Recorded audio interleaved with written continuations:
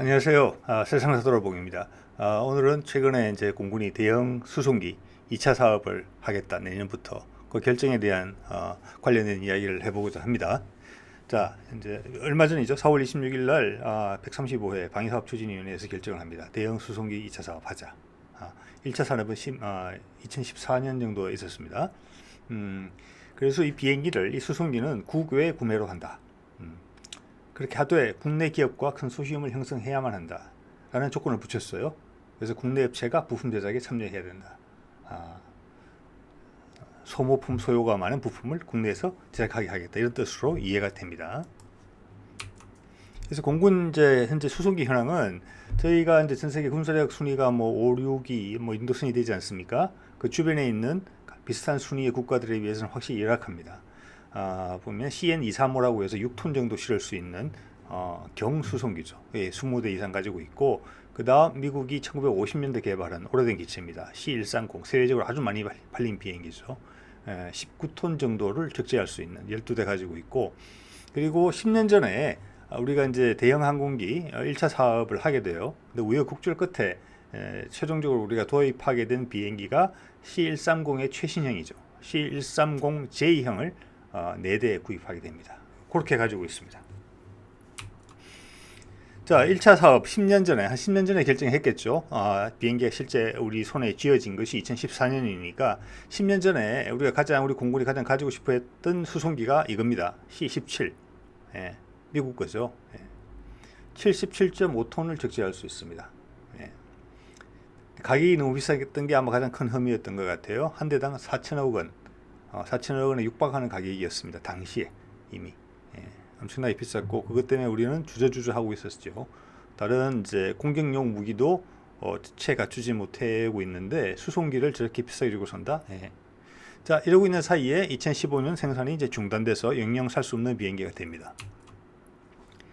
그 다음 두 번째로 우리가 관심이 있었던 비행기가 러시아제입니다. 일류신 79라는 수송기입니다. 이거는 52톤을 적재할 수 있는 항공기였어요. 가격도 1,000억 원에 훨씬 못 미치는 가격이었을 걸로 예상이 됩니다. 부담이 없었죠. 그래서 이거 하자 이런 생각이 있었는데, 그리고 러시아와의 경협 차관도 많이 남아 있었기 때문에 그것과 상계할 수 있었고요. 그런데 이게 이제 동구권에서 인기 있는 비행기로서 아주 널리 사용되다 보니까 북한도 보유를 하고 있습니다. 그래서 이제 구별하는데 문제가 있을 수 있다 이런 이제 문제 제기도 있었고, 무엇보다 가장 큰 것은 미국 거를 사지 않으면서 왜 러시아 거를 사느냐라는 미국의 거부감. 그 당시 우리가 결정을 할 때만 해도 C-17을 결정을 했을 수가 있었거든요. 그런 미국의 반대가 있었습니다. 반대가 있었던 것으로 알려지고 있습니다. 이렇게 이야기를 해야 되겠죠. 자, C130형은 우리가 이제 최신 기종이죠. 어떻게 보면은 저희가 4대를 아까 말씀드린 것처럼 1차 사업에서 1차 대형 수송기 사업에서 구매한 것이고요. 이 비행기는 대형 수송기가 아니고 중형 쪽에서도 좀 밑에 19톤, 20톤을 채 싣지 못합니다. 그리고 이거는 이제 최신 기종으로서 최신형 항법 장치와 뭐 등을 갖추고 있지만, 기본적으로 비행기의 뼈대 자체가 1950년대에 개발된 아주 오래된 비행기입니다. 자, 그 다음 이것도 최근에 나온 정보죠. 카이가 한국우주항공이 우리도 수송기를 직접 개발하겠다, 중형 수송기 개발 계획을 내놓습니다. 지금 사진에 보여드리는 것이 이제 거기서 나온 컴퓨터 그래픽인데요. 현재는 터보팬을 단 제트 엔진 버전으로 나와 있어요. 25톤을 적재할 수 있다. 그리고 8,000km의 항속거리를 가진다. 짐을 싣지 않은 상태에서 1차적으로는 터보 프로를 먼저 개발하겠다 이런 이야기도 나왔어요. 20톤 적재할 수 있는. 이건 아시아 경제 이제 보도고요. 자, 거의 이제 국방부에서 그런 대형 수송기 국외에 구매를 결정하고, 그 후속으로 중형 수송기 개발 계획을 카이에서 내놓은 거거든요. 그래서 정부와 교감이 있다는 인상을 강하게 주고 있습니다, 현재. 자, 그러면 먼저 하나 정리할 것이, 국방부에서 구매하겠다는 대형 수송기는 적재량이 25톤을 훨씬 넘어 쓰는 비행기라고 생각해야 됩니다. 그것을 알 수 있습니다. 왜냐하면 이게 중형이, 왜냐하면 카이가 적재량에서 중복이 되는 그런 수송기를 국방부는 국외 구매를 하겠다 하고 카이는 직접 개발하겠다 이렇게 말할 리가 없습니다. 자, 국외 구매가 이미 결정이 됐기 때문에 대형 수송기, 훨씬 더 큰 무게를 적재를 할 수 있는 비행기를, 대형 수송기는 정부가 일단은 해외에서 구매하고, 그 밑에 우리가 중형 수송기를 우리가 개발하고, 그 외에 뭐 해상 초계기라든지 전자전기라든지 그 외 다른 용도로 다양하게 쓸 수 있는 조금 크게 규모가 작은 비행기는 우리가 직접 개발하겠다. 그리고 첫 번째 국외 구매를 통해서 그 기술 이전 부분을 통해서 그걸 바탕으로 우리가 개발하겠다. 가장 큰 부분은 제가 보기에는 엔진이겠죠. 예. 자, 그래서 일부에서 이야기하는 이번에 2차 사업의 후보 기종이 C130J, 우리가 보유하고 있는 그 기체다. 그거는 당연히 아니죠. 거기는 19톤밖에 실지 못하는데요. 네. 자, 그래서 그 중형 수송기는 외모상으로 봤을 때 CG상으로 지금 보여드리는 브라질 비행기와 일본 비행기하고 닮았습니다. 이 둘은 다 최신형 기종들이고요. 외모가 닮은 것은 아마 이게 최근 중형 수송기의 디자인 트렌드가 아닌가 싶어요. 이거 보시면 위에 적재량이 브라질 같은 경우는 모양은 비슷하지만은 브라질 것은 작습니다. 25톤 적재할 수 있고 일본 것은 37.6톤을 적재할 수 있습니다. 예. 급이 약간 다른 비행기죠. 그래서 아까 아시아 경제의 보도를 봤을 때는 우리가 카이에서 생각하는 중형 수송기는 브라질 거에 좀 가깝지 않느냐 이렇게를 생각해 볼 수 있겠고요. 이 두 나라 다 우리도 보유하고 있는 C130을 대체할 것을 목적으로 개발한 비행기입니다. 예. 일본 같은 경우는 우리도 검토했던 에어버스 A400M도 검토했지만은 본인들한테 적절치 않다고 보고 이 비행기를 개발하게 되는 것입니다. 자, A400M 제가 최근에 포기했죠. 예, 아니다라고. 예. 그래서 이 비행기는 37톤을 적재할 수 있습니다. 유럽 또한 이 비행기를 C130을 대체하기 위해서 개발을 한 것이죠. 예.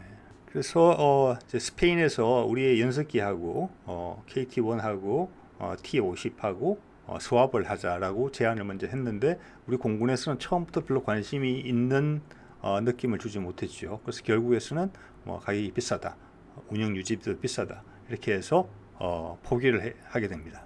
그래서 국방 기자들이 처음에는 에어버스 A400 홍보하는 기사를 상당히 많이 냈었는데 국방부가 그런 입장을 드러내자 이번에는 제가 좀 전에 언급드렸던 C130J를 사야 된다고 계속 언급하고 또 있지요. 참 우습습니다. 그 다음 주변에 중국도 최근에 Y-20이라는 66톤을 적재할 수 있는 제트 수송기를 개발합니다. 이거 러시아와 우크라이나의 협력이 있었다고 그렇게 알려지고 있죠. 그래서 공군의 입장은 그건 뭐냐? 대형 수송기다. 중형 수송기 25톤, 30톤을 훨씬 넘어가는 적재량을 가지는 수송기를 도입하겠다는 공군의 입장은 뭐냐? 처음부터 끝까지 인도주의입니다. 바깥으로 언급되는 건 그렇습니다. 자, 해외 재난이 있을 때 우리나라 국민들을 귀국시키겠다, 안전하게. 자, 그거는 민항기만 빌려서 보내도 됩니다. 그렇지만은 다른 경우 생각해 볼 수 있죠. 인도주의인데 저희 대사관이 있는 나라가 쿠데타나 다른 정변이 일어나서 적성국가로 바뀌었습니다. 거기서 우리 대사관 직원이라 우리 국민들을 데려와야 되는 경우에는 무장병력이 따라가야 될지가 따라가야 되지 않겠습니까? 예. 그러고보다 같은 인도주의 목적이지만은 우리가 무력을 행사해야만 정당한 방법으로 그 인도주의를 지킬 수 있는 상황도 있는 것입니다. 예. 그렇지만 이거는 양당이 예민한 문제이기 때문에 우리나라 군대를 외국에 보낼 수 있다라는 인상을 주는 것이기 때문에 공군의 입장에서는 처음부터 끝까지 인도주의라고밖에 말을 할 수 없는 것입니다. 예.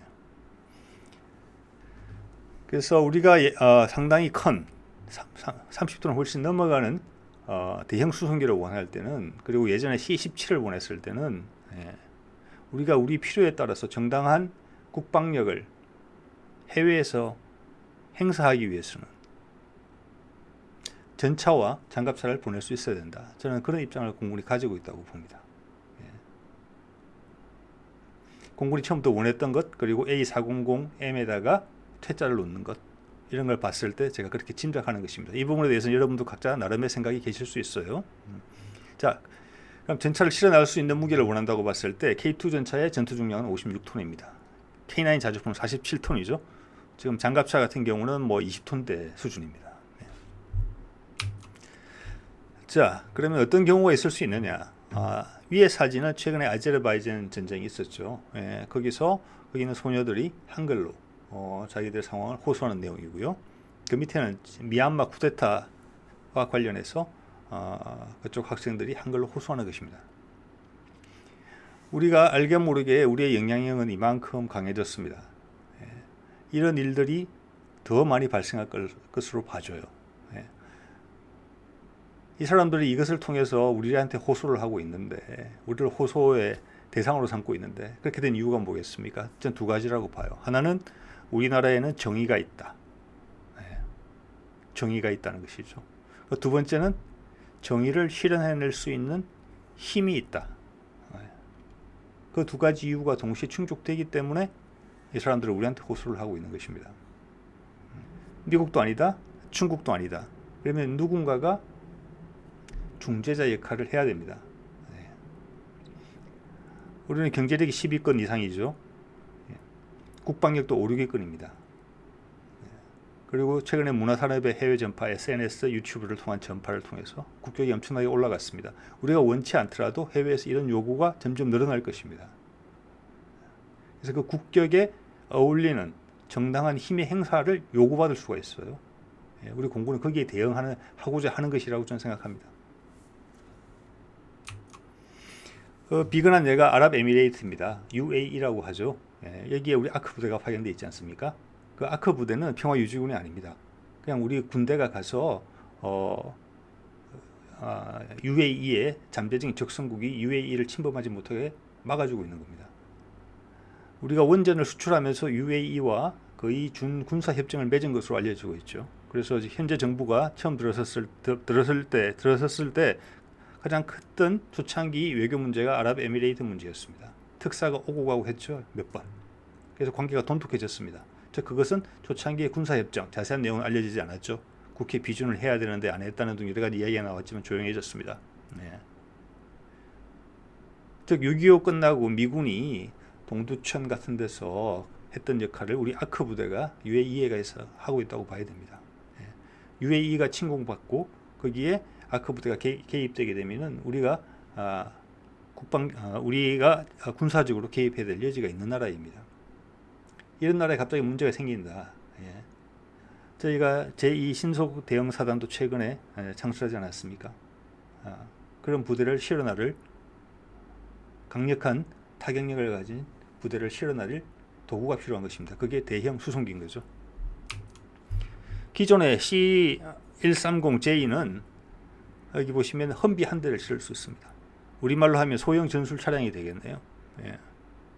그리고도 항속거리가 떨어지니까 UAE까지 돌아서 가려면은 연료 보충을 아마 서너 번 해야 될 겁니다. 그런 상황입니다. 자, C-17에 관련된 정보가 자세히 있어서 과연 저 정도 급의 77톤 정도를 실을 수 있으면 어떻게 할 수 있는지 한번 보겠습니다. 자, 아파치 공격 헬기를 3대를 실을 수가 있고요. 우리도 아파치 헬기 있죠. 그 다음 아파치 헬기를 2대를 싣게 되면 나머지 자리에 소형 헬기를 3대를 동시에 탑재할 수 있습니다. 즉 우리말로 하자면 아파치 헬기 2대하고 LAH 3대를 실을 수 있는 겁니다. 우리는 LAH도 공격 헬기니까 LAH로만 실른다면은 뭐 10대 가까이 실을 수 있는 것이죠. 자, M1 에이브람스 전차는 무게가 70톤 가까이 됩니다. 한 대 실을 수 있고, 브래들리 장갑차 세대, 우리 K-21 장갑차죠. 규모가 크기가 비슷하죠. 우리도 그 정도 실을 수 있는 것입니다. 그리고 여기에 병력만을 이제 수송한다면 190명 정도의 병력을 수송할 수 있는 겁니다. 이게 우리가 사고자에 있던 C-17이 실어 나갈 수 있는 화력입니다. 자, 그러면 우리도 대형 수송기를 이미 30톤을 훨씬 뛰어넘는 A400M도 37톤도 성에 차지 않는, 그보다 훨씬 더 수송량이 큰 수송기를 원한다면 도대체 뭐가 가능할까? 그리고 그게 우리가 K2 흑표를 실을 수 있는 정도가 되어야 된다면 또 되어야 될 것 같고, 후보군이 뭐가 있을지 한번 볼게요. 자, A400M은 탈락됐죠. C-17은 단종됐죠. 중국제 Y-20은 66톤을 실을 수 있지만 중국제죠. 저희가 살 가능성이 낮습니다. 최근에 그래서 제가 소개시켜드리는 것이 일류신의 476이라는 일류신 76의 최신 개량형입니다. 60톤까지 실을 수 있습니다. 우리 K2 실을 수 있는 것입니다. 그 원형인 IL-76은 52톤까지 실을 수 있었어요. 그리고 러시아와 동구권에서 걸쳐서 지난 2, 30년간 960대 이상이 사용되고 있습니다. 그러면서 사고율이 서방 측 수송기보다 낮습니다. 신뢰할 수 있는 기체인 거죠. 예. 자, 이 최신 기종 476은 2019년부터 러시아 공군에 배치되기 시작했어요. 지금 이제 어떻게 보면 이제 신품이죠. 예. 구매 가격은 러시아 정부 가격을 봤을 때 1억 달러, 우리 돈으로 1000억에서 1200억 정도 될 걸로 보여요. 아까 A400이 2200억 불렀다고 했죠. 그 반값 정도에 불과합니다. 그런데 훨씬 2배 가까이 더 많이 실을 수 있는 거죠. 예. 자, 이것이 476의 이제 모습입니다. 동체가 길어졌고요. 계량형 엔진이 들어갔습니다. 그래서 연비가 좋아지고 소음이나 배기가스 부분이 나아졌습니다. 그래서 지금 이제 환경 기준이 강화돼서 환경 기준을 못 맞추는 비행기들은 착륙을 불허하는 그런 공항이 늘어나고 있습니다. 그래서 476은 그런 부분들을 해소를 했습니다. 자, 그러면 이게 지금 후보군으로 저희가 살 수 있는 유일한 비행기예요. 만약 K2 전차를 싣겠다면. 네. 37톤이 넘는, 그 다음 이제 우크라이나 비행기들이 좀 있기는 한데, 그 또한 개발된 지가 상당히 오래된 비행기들입니다.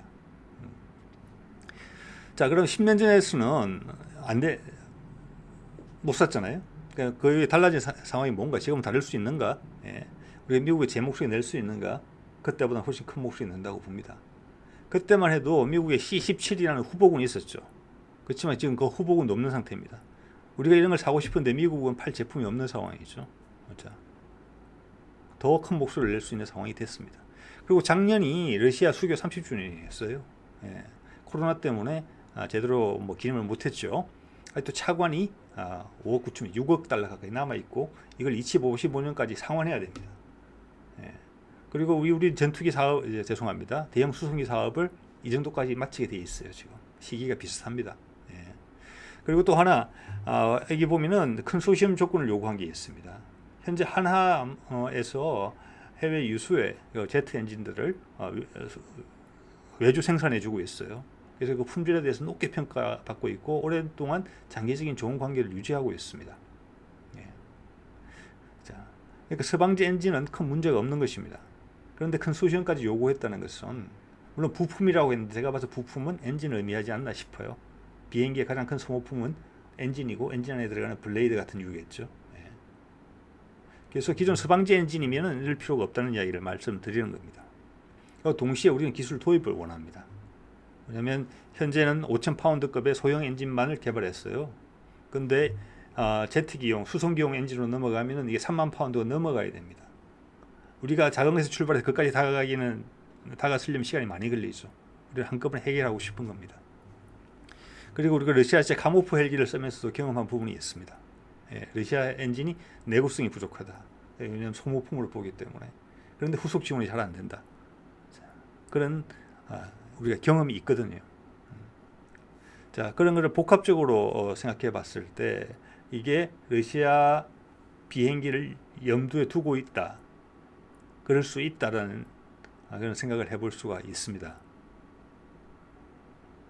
그리고 그렇게 된다면은 그 엔진의 계약자는 국내에서 한화가 아닐 가능성도 높아지지 않느냐, 그렇게 봐집니다.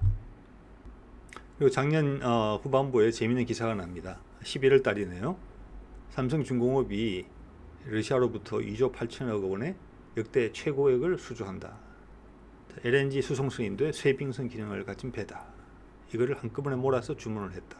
11월 달이니까 언론 발표가 그러니까 실제 계약은 90 뭐 이럴 때 됐겠죠. 예. 그래서 저는 이게 2020년 한 러시아 수교 30주년을 맞아서 약간 이벤트성으로 러시아가 한 일이 아닌가, 이런 생각을 해보게 됩니다. 네. 그래서 우리도 러시아에 어떤 이벤트를 좀 하지 않았을까. 예. 그리고 그 이벤트로 하기에 수송기 사업이 그 후보가 충분히 될 수 있겠다, 이런 생각을 합니다. 예. 그리고 아시다시피 러시아는 우리 주변국들 중에서 한반도 통일이 본인들의 이해관계에 부합하다고 생각하는 유일한 나라입니다. 중국은 옆에 강한 한반도의 국가가 생기길 바라지 않고, 일본은 우리가 남북이 갈라져 있는 게 훨씬 유리하죠. 그렇지만 러시아는 남북이 하나가 돼서 더 이상 한반도 남쪽이 섬이 아니라 대륙으로 본격적으로 연결될 수 있는 그런 땅덩어리가 되어야지만 본인들이 동북 자기들의 그 블라디보스토크 그 연해주 지역을 개발할 수 있게 됩니다. 예. 그래서 한반도가 통일이 돼서 북한 지역이 활성화가 돼서 동북아가 물류 중심지가 되고 새로운 산업에 꽃이 피게 되면은 본인들이 거기에 동참할 수 있기를 바라고 있는 것이죠. 그래서 미국과의 적성국이지만 우리는 여러모로 미국의 눈치를 봐가면서 러시아의 관계를 잘 이어왔다고 생각을 합니다. 그리고 또 현재 우리가 사용하고 있는 많은 무기 체계의 그 기술적 원천 기술이 러시아로부터 들어와 있죠. 예를 들어서 에이사 레이더 같은 것도 그런 한 예로 볼 수 있겠고, 뭐 미사일 시스템, 또 소형 제트 엔진 언급하자면 구체적으로 언급하자면 리스트가 상당히 길어질 겁니다. 그리고 우리가 추진하는 원자력 추진 잠수함의 그 원자로 스마트 원자로가 될 것으로 이제 보이는데 그 스마트 원자로의 원천 기술도 러시아로부터 들어온 것입니다. 예. 그리고 또 하나 마지막으로 하나 언급드리고 싶은 것은 이 사업의 정확한 금액은 잘 알려져 있지 않지만은 예전 1차 산업을 견주어 봤을 때 1조 원이 안 될 걸로 보여요. 뭐 4천억, 5천억 이런 말이 나오는 것 같은데 우리의 1년 그 국방비의 비중을 봤을 때 다른 사업에 비해서 이 사업의 비중은 그렇게 금액적인 면에서는 그렇게 눈에 띄는 사업이 전혀 아닙니다. 수송기는 몇 대 사는 거거든요. 예. 그런데 언론에서는 그리고 그 금액적인 비중보다 훨씬 높게 언급되고 있습니다. 제가 보기에는. 그 이유는 뭐겠습니까? 해외 업체들이 들어온다는 것입니다. 예. 거기에 서로 죽이 맞는 부분이 있는 거죠. 예. 기사를 하나 내주면은 잘했어요. 스티커 하나 받는 거 아닌지 모르겠습니다. 그리고 그 스티커를 모아가면 다른 걸 바꿔주는지. 저도 인류신이 한국에 사무실은 없겠지만은 인류신한테 스티커 하나 받을지도 모르겠네요. 이거 동영상 만들고. 오늘 여기까지 하겠습니다.